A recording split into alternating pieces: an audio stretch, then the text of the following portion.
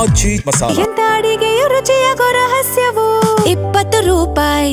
ದೆಹಲಿಯಲ್ಲಿ ನೀಟ್ ವಿರುದ್ಧದ ಹೋರಾಟ ಅಂತ್ಯವಾಗಿದ್ದು ಇತ್ತ ರಾಜ್ಯ ಸಚಿವ ಸಂಪುಟ ವಿಸ್ತರಣೆ ವಿಚಾರ ಚುರುಕುಗೊಂಡಿದೆ.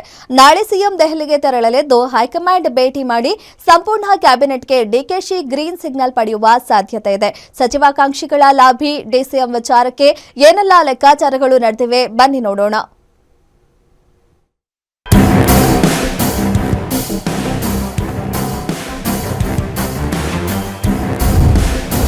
20 ಸ್ಥಾನ 40ಕ್ಕೂ ಹೆಚ್ಚು ಶಾಸಕರು, ಮಂತ್ರಿ ಪಟ್ಟ ಯಾರ್ಯಾರಿಗೆ? ನಾಳೆಯೇ ಕ್ಲೈಮ್ಯಾಕ್ಸ್, ಮತ್ತೆರಡು ಡಿಸಿಎಂ ಫೈನಲ್ ಆಗೋದು ಫಿಕ್ಸಾ? ಡಿಕೆಶಿ ಸಿಎಂ ಆಗಿ ಪಟ್ಟಕ್ಕೇರಿದಾಗಿನಿಂದಲೂ ಪೂರ್ಣ ಪ್ರಮಾಣದ ಕ್ಯಾಬಿನೆಟ್ಗೆ ಎನ್ನಿಲ್ಲದ ಕಸರತ್ತು ನಡೆದಿದೆ. ಕೊನೆಗೂ ಸಂಪುಟ ಸರ್ಕಸ್ ಕ್ಲೈಮ್ಯಾಕ್ಸ್ ಹಂತಕ್ಕೆ ಬಂದಿದ್ದು ಕಾಂಗ್ರೆಸ್ ಹೈಕಮಾಂಡ್ ಅಂಗಳದಲ್ಲಿ ಅಸಲಿಯಾಟ ಶುರುವಾಗಲಿದೆ. ಸಿಎಂ ಡಿಕೆ ಶಿವಕುಮಾರ್ ಸೇರಿ ರಾಜ್ಯ ನಾಯಕರು ದೆಹಲಿಗೆ ತೆರಳಲಿದ್ದಾರೆ. ನಾಳೆ ಸಂಜೆ ಕರ್ನಾಟಕ ಪ್ರತಿನಿಧಿಸುವ ಕೇಂದ್ರ ಸಚಿವರು ಹಾಗೂ ಸಂಸದರ ಜೊತೆ ಕರ್ನಾಟಕ ಭವನದಲ್ಲಿ ಸಿಎಂ ಸಭೆ ನಡೆಸಲಿದ್ದಾರೆ. ಬಳಿಕ ಮಂಗಳವಾರ ಕಾಂಗ್ರೆಸ್ ಹೈಕಮಾಂಡ್ ನಾಯಕರನ್ನ ಡಿಕೆ ಶಿವಕುಮಾರ್ ಭೇಟಿ ಮಾಡಿ ನೆನೆಗುದಿಗೆ ಬಿದ್ದಿರುವ ಸಂಪುಟ ವಿಸ್ತರಣೆಗೆ ಅನುಮತಿ ಪಡೆಯುವ ಸಾಧ್ಯತೆ ಇದೆ. ಆಕಾಂಕ್ಷಿಗಳ ಪಟ್ಟಿ ಬಗ್ಗೆ ರಾಹುಲ್ ಗಾಂಧಿ ಜೊತೆ ಚರ್ಚಿಸಿ ಅಂತಿಮಗೊಳಿಸಲಿದ್ದಾರೆ ಎನ್ನಲಾಗುತ್ತಿದೆ. ಡಿಕೆಶಿ ಜೊತೆಗೆ ಮಾಜಿ ಸಿಎಂ ಸಿದ್ದರಾಮಯ್ಯ, ಕೆಪಿಸಿಸಿ ಅಧ್ಯಕ್ಷ ಬಿಕೆ ಹರಿಪ್ರಸಾದ್ ದೆಹಲಿಗೆ ತೆರಳಿದ್ದಾರೆ. ಈಗಾಗಲೇ ಫೈನಲ್ ಪಟ್ಟಿ ಹೈಕಮಾಂಡ್ ಅಂಗಳದಲ್ಲಿದ್ದು ಸಂಪುಟದಲ್ಲಿ ಯಾರಿಗೆಲ್ಲ ಅವಕಾಶ ಮಾಡಿಕೊಡಬೇಕು ಎಂಬ ಚರ್ಚೆಗಳು ಶುರುವಾಗಿದೆ. ಮೂವರು ನಾಯಕರ ಪ್ರತ್ಯೇಕ ಪಟ್ಟಿಯು ಹೈಕಮಾಂಡ್ ನಾಯಕರ ಬಳಿ ಇದೆ.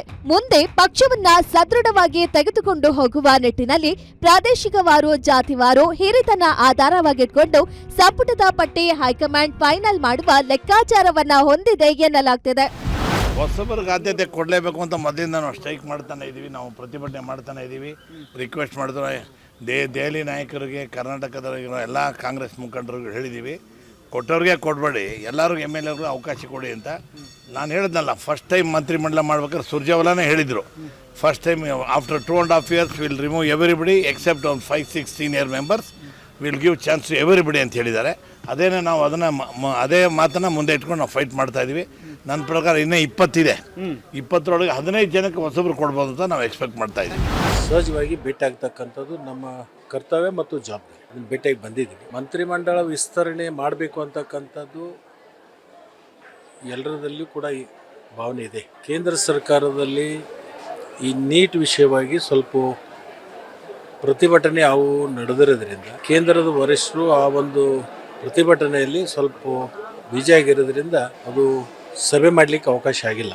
ಬಹುಶಃ ರವಿವಾರ ಸೋಮವಾರ ಡೆಲ್ಲಿಗೆ ಹೋಗ್ಬೋದು. ಡೆಲ್ಲಿಗೆ ಹೋಗಿ ಬಂದ ಮೇಲೆ ಕೇಂದ್ರದ ಒಪ್ಪಿಗೆಯನ್ನು ಪಡ್ಕೊಂಡು ವರಿಷ್ಠರ ಗಮನಕ್ಕೆ ತಂದು ವರಿಷ್ಠರ ಒಂದು ಸೂಚನೆ ಮೇರೆಗೆ ಮಂತ್ರಿಮಂಡಲವನ್ನು ವಿಸ್ತರಣೆಯನ್ನು ಮಾಡ್ತಾರೆ. ಹೈಕಮಾಂಡ್ ನಾಯಕರ ಭೇಟಿ ಮತ್ತು ಸುಳಿವು ಸಿಕ್ಕಿದ್ದಂತೆಯೇ ಇತ್ತ ರಾಜ್ಯದಲ್ಲೂ ಸಚಿವಾಕಾಂಕ್ಷಿಗಳ ದಂಡು ಸಕ್ರಿಯವಾಗಿದೆ.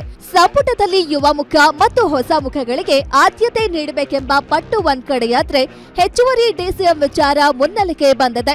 ಎಸ್ಟಿ ಮತ್ತು ಲಿಂಗಾಯತ ಸಮುದಾಯಕ್ಕೆ ಡಿಸಿಎಂ ಹುದ್ದೆ ವಿಚಾರಕ್ಕೆ ಸಚಿವ ಎಂಬಿ ಪಾಟೀಲ್ ಪ್ರತಿಕ್ರಿಯೆ ನೀಡಿ, ಡಿಸಿಎಂ ಹುದ್ದೆ ಸೃಷ್ಟಿ ಬಗ್ಗೆ ನನಗೆ ಗೊತ್ತಿಲ್ಲ, ಹಿಂದೆ ಪ್ರಸ್ತಾವನೆ ಇತ್ತು, ಪಕ್ಷ ನಿರ್ಧಾರ ಮಾಡಿದ್ರೆ ಆಗುತ್ತೆ ಎನ್ನುವ ವಿಶ್ವಾಸ ವ್ಯಕ್ತಪಡಿಸಿದ್ದಾರೆ. ಹಿಂದೆ ಪ್ರಸ್ತಾವನೆಗಳು ಅದು ಇತ್ತು, ಚರ್ಚೆಗಳಾಗಿದ್ದು, ಅದು ಹಿಂದೆ ಯಾವಾಗ ಆಗಿಲ್ಲ. ಈಗ ಅದು ಏನು ಪಕ್ಷ ಯಾವಾಗ ನಿರ್ಧಾರ ಮಾಡಿದರೆ ಆಗ್ತದೆ. ಪಕ್ಷ ನಿರ್ಧಾರ ಮಾಡಬೇಕಲ್ಲ. ಅದನ್ನು ನಾನು ಇಲ್ಲ ಚರ್ಚೆ ಮಾಡಿಲ್ಲ. ಚರ್ಚೆ ಮಾಡಿಲ್ಲ ಅಂದರೆ ಚರ್ಚೆ ಮಾಡಿಲ್ಲ. ಅದನ್ನು ನೋಡಿ, ಕಾಂಗ್ರೆಸ್ ಪಕ್ಷನಲ್ಲಿ ಅದೆಲ್ಲ ಹಿಡಿಯೋದಿಲ್ಲ. ಕಾಂಗ್ರೆಸ್ನಲ್ಲಿ ಪಕ್ಷ, ಕಾಂಗ್ರೆಸ್ ಕುಟುಂಬ ಅದು. ಒಂದೆಡೆ ಹಿರಿಯ ನಾಯಕರು ಸಚಿವ ಸ್ಥಾನದ ರೇಸ್ನಲ್ಲಿದ್ರೆ, ಇನ್ನೊಂದೆಡೆ ಯುವ ಶಾಸಕರು ಸಂಘಟಿತರಾಗಿ ತಮ್ಮ ಹಕ್ಕೊತ್ತಾಯ ಮಂಡಿಸಿದ್ದಾರೆ. ದೆಹಲಿಯಲ್ಲಿ ನಡೆಯಲಿರುವ ಹೈಕಮಾಂಡ್ ಅಂತಿಮ ಸಭೆಯ ಬಳಿಕ ಯಾರಿಗೆ ಸಂಪುಟ ಲಕ್ ಒಳೆಯಲಿದೆ ಎಂಬುದು ಶೀಘ್ರದಲ್ಲೇ ಗೊತ್ತಾಗಲಿದೆ. Durgesh Naik, political bureau, guarantee news, Bengaluru.